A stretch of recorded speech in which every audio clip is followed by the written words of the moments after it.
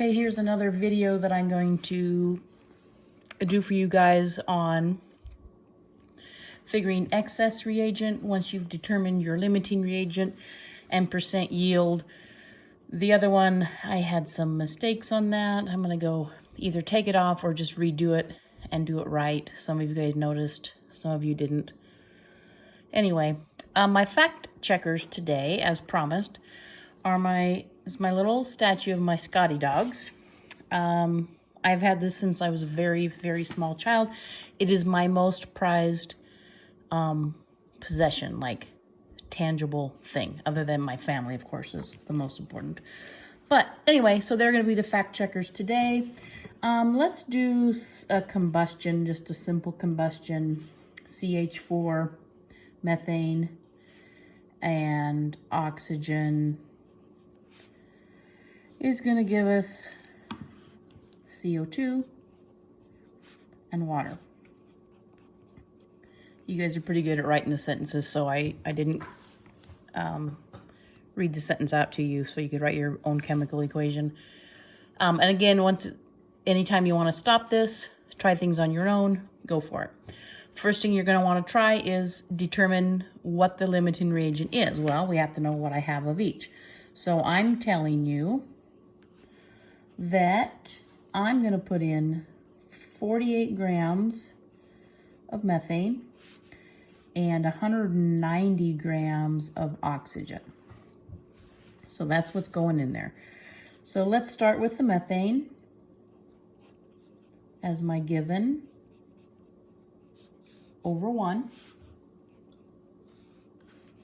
I know that 1 mole of methane has a mass of 16 grams, 12, 13, 14, 15, 16. So we're good there.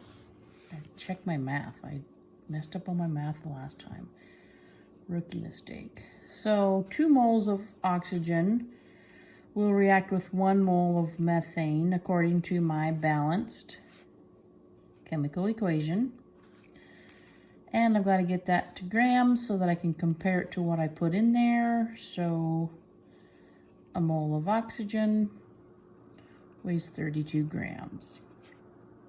This will shake out to be 192 grams of O2.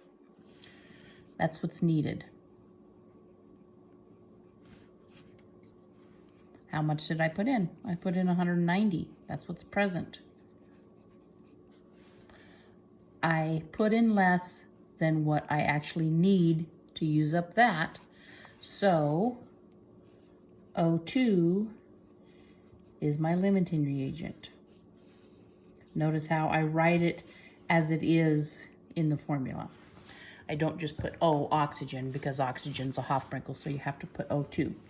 So from that, this now is going to drive any other things, any other calculations I do from this chemical equation. So let's figure out how much of my excess do I have.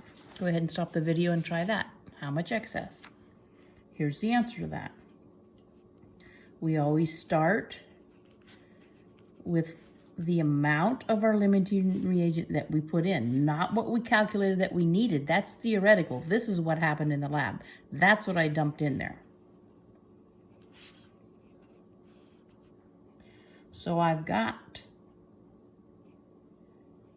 32 grams of oxygen in a mole of oxygen.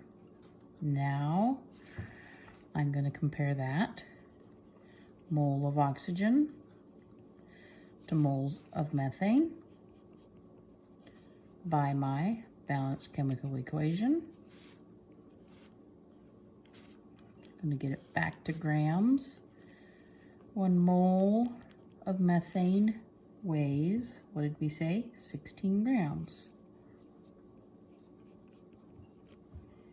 That's going to give me 47.5 grams is what I'm going to use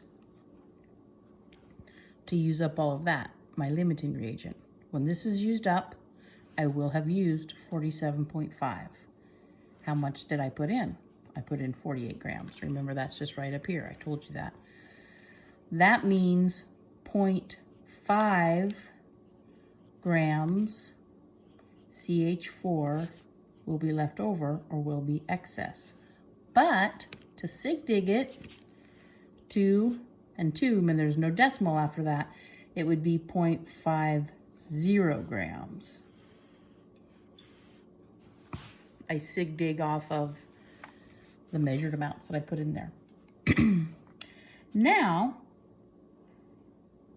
let's ask, if I produced 98 grams of water, all right? If I produced 98 grams of water, what's my percent yield? Well, I've got to know what I could produce. This is actual. After we did this in the lab, we measured out, we had 98 grams of water. I've got to figure out how much could I have done. So again, starting with my 190 grams of oxygen, the amount of limiting reactant that I put in is my given over 1. 32 grams of oxygen in a mole of oxygen. I'm comparing oxygen with, in this case, water. Got a 2, add a 2. 1 mole of water weighs 18 grams. This is going to tell me that I could produce 106.875 grams of water.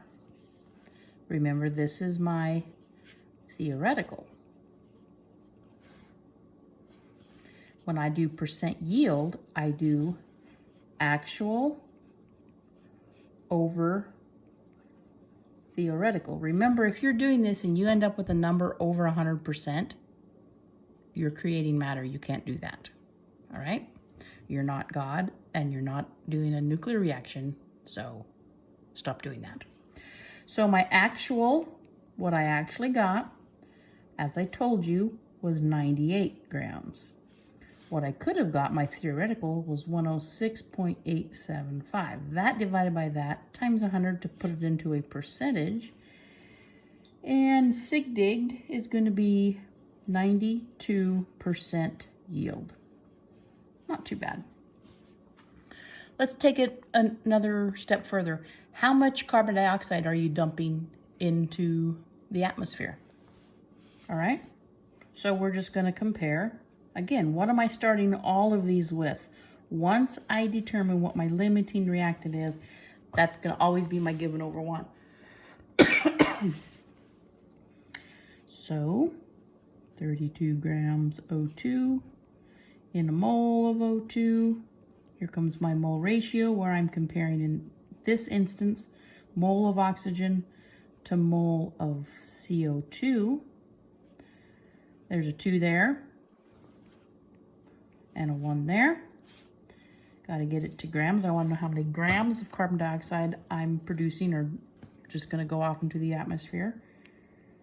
In a mole of CO2, it weighs 44 grams of CO2. That's going to give me 130.625 grams of CO2. Sig digged to 2, it's going to be 130 grams of CO2. Now, an extra special challenge. It's been a while since we've talked about this. How much space is that going to take up out in the atmosphere? All right, let's remember this. I'm going to back off my sig dig. I'm going to put 130.625. I'm not going to put my sig digged in there. Grams of CO2 is my given. 44 grams of CO2 in a mole of CO2. Who remembers, remember how awesome the mole is? It compares 3 different properties: mass, number of particles, and volume of a gas at STP. So 1 mole of CO2 takes up 22.4 liters. That's going to be 66.49 sig dig to 66 liters. That's how much area it's going to take up. I hope that helps.